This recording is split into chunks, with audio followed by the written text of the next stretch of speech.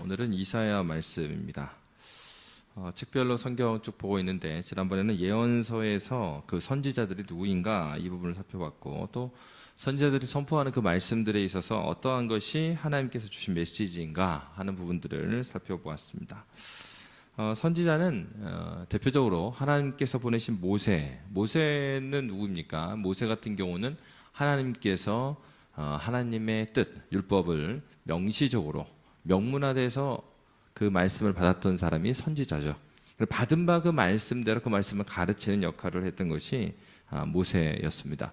그리고 이제 후에 선지자들을 보면은 바로 이 모세의 계보를 따라서, 그러니까 모세의 역할이죠.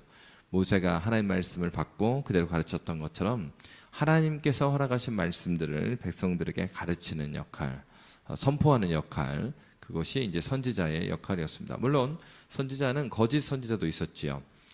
중요한 것은 하나님께 이 선지자들이 했던 메시지, 그러니까 예언적인 메시지, 이 메시지들은 이 예언이라고 했을 때 이 예언은 한자 자체가 다르다고 했습니다. 그래서 미래에 일어날 일들을 먼저 말한다, 그런 의미의 예언이 아니죠. 선지자들이 하는 메시지는 하나님께서 모세에게 주셨던 말씀을 다시 한번 확고히 그들에게 전하는 측면을 가지고 있습니다. 바로 그리고 선지자들의 그 메시지를 이루신 분이 누구십니까? 바로 그리스도시죠. 그래서 그리스도께서 궁극적으로 모세, 선지자, 그리스도, 그래서 그리스도께서 하나님의 말씀을 다시 한번 그가 선지자로서, 예수께서는 이 그리스도시잖아요. 그리스도는 사실은 그리스도 자체가 그 메시아란 말입니다. 메시아란 말은 기름 부음 받은 자니까 일반적인 용어죠. 그래서 구약에서 대표적으로 왕과 선지자, 제사장이 기름 부음을 받았습니다. 그러니까 예수께서는 이런 측면에서 선지자로서에도 최고의 선지자입니다. 어떤 측면에서요? 그가 공생애를 시작하시면서 산상수훈의 말씀을 전하십니다. 그리고 산상수훈의 말씀들을 보면 이 말씀들은 결국 구약에서 모세에게 줬던 그 율법을 다시 한번 바르게 해석해서 가르쳐 주신 내용입니다. 결국 선자는 모세, 선지자, 그리스도의 구도로 하나님의 뜻을 증거하는 그런 측면에서 우리가 살펴보아야 될 것입니다. 특별히 이제 그 선지서 중에서 이사야는 이 예언서 중에서 첫 번째 있는 책입니다. 물론 이제 구약 성경에서 많은 선지서가 있는데, 선지서를 보면은 대선지서와 소선지서로 나누잖아요. 그거는 선지자들의 크고 작음이 아니라 그 선지자 이사야서 같은 경우는 가장 길어요. 그러니까 가장 긴 순서대로 배열을 했던 겁니다. 그러다 보니까 이사야 같은 경우가 이제 예언서에서 첫 번째로 나오는 책입니다. 근데 이제 이사야는 굉장히 특징이 있는데, 그 신약 성경에 있어서 가장 많이 인용된 성경이 이사야서입니다. 그러니까 어디에서 인용이 되겠습니까? 대부분이 바로 그리스도 예수의 사역 가운데 예수님이 오신 것을 선포할 때도 마찬가지고, 그리고 예수님의 공생애 이 사역들 하나하나를 이사야서에서 짝을 맞추어서 그렇게 인용을 많이 했습니다. 이제 이사야 자체에 대해서 알아보면 이사야 선지자는 성경이 자세히 말하지는 않지만은 왕족이나 귀족이었을 가능성이 높습니다. 그리고 왕실의 서기관으로 일했을 그런 가능성이 있고요. 므낫세 왕 때 보면은 통나무에 들어가서 톱으로 켜 죽임을 당했다라고 그렇게 전해지는데, 바로 히브리서 11장에 보면은 믿음의 사람들을 말할 때 톱으로 켜 죽임을 당한 사람이 등장하죠. 그래서 이사야일 것으로 그렇게 생각을 하고 있습니다. 이 이사야서를 읽을 때 그 배경이 되는 시대적 상황을 좀 이해를 해야 합니다. 이때는 이제 북이스라엘이 아직 멸망하기 전입니다. 북이스라엘이 멸망하기 전 상황이고, 근데 이사야는 어디의 선지자로 부름을 받았냐면 북이스라엘이 아니라 남유다의 선지자로 부름을 받았어요. 그래서 이사야는 남유다를 향하여서 말씀을 전파합니다. 그러면은 이제 그 이사야 시대의 왕들은 어떤 왕들이었냐? 우시야, 요담, 아하스, 히스기야, 므낫세 시대에 이사야가 사역을 했습니다. 그러면 이사야가 전하고 있는 메시지는 무엇인가? 이사야서를 크게 두 부분으로 나눌 수 있어요. 근데 이사야 나누는 것은요, 굉장히 그 성경에 나뉘는 거랑 비슷합니다. 그래서 1장부터 39장을 한 묶음으로 보고요. 40장부터 66장을 한 묶음으로 봐요. 그러니까 성경도 구약이 39권, 그 다음에 신약이 27권 이렇게 돼서 66권이잖아요. 마찬가지로 이사야도 1부터 39장으로 한 단락이 나눠지고 40장도 66장으로 나눠집니다. 1부터 39장의 내용은 이 남유다를 향한 심판의 메시지를 주로 다루고 있어요. 그리고 40장부터 66장은 위로와 회복의 메시지가 이어지고 있습니다. 그래서 1장부터 39장의 핵심적인 장이라 하면 이사야 6장을 들 수 있겠습니다. 이사야 6장은 하나님께서 이사야를 불렀던 이사야의 소명장으로 우리가 잘 알고 있습니다. 그리고 40에서 66장을 보면 하나님께서 그 멸망, 심판을 쭉 예언하시다가 이 40장부터 위로의 메시지가 시작됩니다. 그래서 그런 측면에서 후반부에서는 40장이 위로의 메시지로 중요하고, 그러면 어떻게 위로하실 것인가 하는 내용이 우리가 익히 알고 있는 이사야 53장입니다. 그래서 53장을 보면은 고난의 종 메시아에 대한 이야기, 바로 그래서 이사야서에서는 핵심 장이라고 하면 6장 그리고 40장 그리고 53장을 살펴보면 전체적인 이사야의 내용을 우리가 알 수가 있습니다. 먼저 이사야 6장을 보면 이사야의 소명장, 이사야를 부르는 장면이 나옵니다. 여기서 보면은 이사야가 이제 성전에 나아갔을 때 이야기죠. 하나님의 위엄과 거룩하심, 영광에 감격한 이사야가 어떻게 말합니까? 거룩하다, 거룩하다, 거룩하다. 만군의 여호와여, 그의 영광이 온 땅에 충만하도다. 하나님의 거룩하심 앞에 임했을 때, 하나님께서 그 거룩하심을 보여줬을 때 인간의 반응이 여기 나와요. 마치 베드로도 예수님께서 누구신 것을 발견했을 그때 그는 만선을 하고 고기를 가득 잡았죠. 그리고 하는 얘기가 주여 나를 떠나소서, 나는 죄인이로소다 하는 것처럼 이사야도 하나님의 어떠하심, 하나님의 거룩하심을 경험하고 나서 보니까 자신의 죄악됨으로서는 도저히 하나님 앞에 나아갈 수 없다는 것, 그리고 오히려 하나님의 그 완전하신 공의 그리고 완전하신 사랑 앞에서 자신이 심판을 받아 마땅한 자임을 깨닫게 됩니다. 우리도 우리의 경험, 예수 그리스도를 만나는 경험들을 보면 주님의 은혜를 깨닫게 되었을 때 왜 눈물을 흘립니까? 그러니까 주님의 은혜를 경험하기 직전에 우리가 무엇을 깨닫게 돼요? 죄가 무엇인지, 그리고 나의 상태가 어떠한 것인지를 깨닫게 됩니다. 그러면서 하나님 앞에서 눈물을 흘리게 되죠. 그리고 하나님 앞에 주님, 제가 받을 거라고는 심판밖에 없습니다 라고 하면서 하나님께 절망하게 되는 그런 과정을 거치는데, 바로 이사야도 하나님의 영광 앞에서 자신의 부정함을 깨닫게 돼요. 그래서 어떻게 말했습니까? 화로다 망하게 되었도다. 바로 그때 하나님께서는 그를 저버리시지 아니하시고 하나님께서 제단 숯불을 내려서 이사야의 입술을 정결하게 해주시는, 그렇게 해서 그의 사역을 소명을 그에게 맡기시는 것을, 사명을 맡기시는 것을 볼 수가 있습니다. 바로 이 과정들을 보면 우리가 하나님 앞에서, 신자가 하나님께 어떻게 나아오게 되는가를 또한 알 수가 있는 거죠. 참으로 그리스도 예수의 은혜를 경험한 사람에게 하나님 앞에서 자신의 죄인됨을 고백하지 않은 사람이 없어요. 그냥 하는 얘기로, 그리고 오랫동안 들어왔기 때문에 나는 죄인이, 그게 아니고 뼛속 깊이 내 존재 자체가 하나님 앞에 죄악된 존재구나, 이런 고백을 하게 됩니다. 바로 그런 자에게 소망이 없다는 걸 깨달은 거죠. 소망 없는 그에게 소망이 되어주신 하나님, 유일하신 다른 이로서는 구원받을 이름을 우리에게 주신 적이 없고 그래서 예수만을 주셨다는 그 은혜 때문에 주님 앞에 감격하게 되는 겁니다.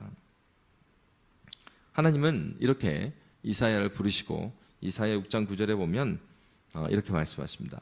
너희가 듣기는 들어도 깨닫지 못할 것이요 보기는 보아도 알지 못하리라. 무엇을 말한 겁니까? 너에게 남아있는 것이 뭐라는 거예요? 소망이라기보다는 심판만 남아있다라는 말씀을 하시는 것입니다. 그럼에도 불구하고 하나님께서는 심판만이 남아있는 그들에게 심판만을 말씀하시진 않습니다. 이사야 6장 13절의 말씀을 보면 그 중에 10분의 1이 아직 남아있을지라도 이것도 황폐하게 될 것이나 밤나무와 상수리나무가 배임을 당하여도 그 그루터기는 남아있는 것 같이 거룩한 씨가 이 땅의 그루터기니라 하시더라. 그루터기 이야기를 하는 겁니다. 이러한 심판 가운데서도 하나님께서는 긍휼의 하나님, 불쌍히 여기신다는 것은 무엇입니까? 불쌍히 여김 받을 만해서 불쌍히 여겨주시는 게 아니죠. 그런 여김 받을 자격 자체가 없는 겁니다. 그럼에도 불구하고 하나님께서 긍휼히 여겨주시는 거예요. 불쌍히 여겨주시는 거예요. 그것이 긍휼이죠. 그러니까 하나님의 긍휼하신 사랑으로 말미암아서 그 그루터기가 남아있을 것이다, 이렇게 말씀하시는 겁니다. 오늘날도 누가 그루터기입니까? 바로 주님의 은혜를 깊이 경험하고 이름도 없이 빛도 없이 하나님께서 맡겨주신 그 자리에서 주님의 몸된 교회를 섬겨나가고 주님 앞에 간절히 기도하고 나오는 그 사람들, 바로 교회는 큰 지도자들이 교회를 이끌 것 같지만 오히려 한국교회의 역사를 보아도 오히려 큰 교회들이 요즘에 나타나는 게 무엇입니까? 수많은 사회적인 무리를 일으키고 교회가 막 알박기 하잖아요. 수많은 그 돈을 받으려고 뭐 그렇게 하고, 또 교회가 어떻습니까? 사회에서도 지탄을 받고 있는, 사회에서도 재벌들이 뭐 자식에게 기업을 물려주는 것들에 대해서 굉장히 비판을 많이 하고 그러는데, 아니 교회에서도 막 세습을 하고 뭐 이런 모습들, 이것은 하나님 나라의 질서와는 상관이 없는 것이죠. 여러분, 유명하고 큰 교회 뭐 유명한 목사님들이 하나님 나라에 어느 정도의 기여를 했는가, 그건 모르는 겁니다. 하나님 앞에 나가야죠. 그가 전도한 사람보다 수많은 사람들이 주님께 오는 것을 막는 역할을 할 수 있어요. 모든 사람이 어떻게 그 산술적으로 다 생각할 수 있겠어요. 그럴 수는 없으나 중요한 것은 주님께서 주님의 몸된 교회를 세워나갈 때 이게 이름이 나오지도 않잖아요. 이 땅의 그 그루터기, 거룩한 씨가 이 땅의 그루터기니라. 바로 하나님께서 남아있는 자들, 남겨진 자들, 그루터기와 같은 남겨진 자들을 통해서 주님의 몸된 교회를 주님은 오늘도 이끌고 계시는 것이죠. 한편 이렇게 심판의 메시지가 39장까지 쭉 이어지고 40장에 가면 위로의 메시지가 이어집니다. 위로의 메시지는 이렇게 되어 있습니다. 이사야 40장 1절부터 5절의 말씀을 보면, 너희의 하나님이 이르시되 너희는 위로하라, 내 백성을 위로하라. 너희는 예루살렘의 마음에 닿도록 말하며 그것에게 외치라. 그 노역의 때가 끝났고 그 죄악이 사함을 받았느니라. 그의 모든 죄로 말미암아 여호와의 손에서 벌을 배나 받았느니라 할지니라 하시니라. 외치는 자의 소리여 이르되 너희는 광야에서 여호와의 길을 예비하라. 사막에서 우리 하나님의 대로를 평탄케 하라. 골짜기마다 도두어지며 산마다 언덕마다 낮아지며 고르지 아니한 곳이 평탄하게 되며 험한 곳이 평지가 될 것이요 여호와의 영광이 나타나고 모든 육체가 그것을 함께 보리라. 이는 여호와의 입이 말씀하셨느니라. 하나님은 여호와께 버림받은 것과 같은 상황에서도 위로와 희망을 말씀하고 계십니다. 이사야 40장 10절에 보면, 보라, 주 여호와께서 장차 강한 자로 임하실 것이요 친히 그의 팔로 다스리실 것이라. 보라, 상급이 그에게 있고 호응이 그의 앞에 있으며 라고 말씀하고 있습니다. 하나님의 그 임하심, 하나님의 임하심, 보라, 주 여호와께서 장차 강한 자로 임하실 것이요. 하나님의 이 임하심이 무엇입니까? 불신자, 신앙 없는 자들에게는 하나님의 임하심이 심판을 의미합니다. 그렇지만 동일하게 하나님의 임하심이 신자들에게는 소망의 메시지가 되는 것입니다. 그러면 이러한 소망을 어떻게 이루어 주시는가, 이러한 위로와 회복을 어떻게 이루어 주시는가, 바로 이사야 53장에 고난받는 종을 통해서 이 위로와 회복을 이루신다 하는 메시지를 이사야 53장은 우리에게 주고 있습니다. 이사야 53장 5절이 이렇게 말하죠. 그가 찔림은 우리의 허물 때문이요 그가 상함은 우리의 죄악 때문이라. 그가 징계를 받음으로 우리는 평화를 누리고 그가 채찍에 맞음으로 우리는 나음을 받았도다. 왜 고난받는 종이 고난을 받아야 됩니까? 이사야 53장 5절은 바로 우리의 죄 때문이라고 말하고 있어요. 그러면은 이러한 고난을 받는 이 주의 종이 어떻게 이 고난에서 만족할 수 있고, 또 하나님께서는 자기의 종의 고난으로 인해서 슬퍼하실 것 같은데 오히려 이 고난을 기뻐할 수 있으신가? 왜 그렇습니까? 바로 사도 바울이 말한 것처럼 우리에게 무엇이 없다면요? 부활이 없다면 우리가 가장 불행한 사람들이다. 신앙은 부활신앙이죠. 부활하신 그리스도 예수께서 부활하신 것처럼 우리도 은혜로 말미암아 오늘 현재적인 부활을 경험하며 사는 사람들이 신자들이에요. 괴로운 건 사실이고 고난이 받은 건 사실입니다. 고난이 있는 건 사실이에요. 그럼에도 불구하고 기뻐할 수 있는 이유는 무엇입니까?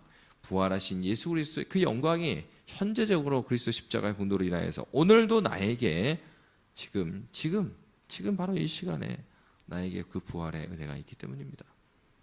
바로 그 부활의 생명이 나에게 있기 때문입니다.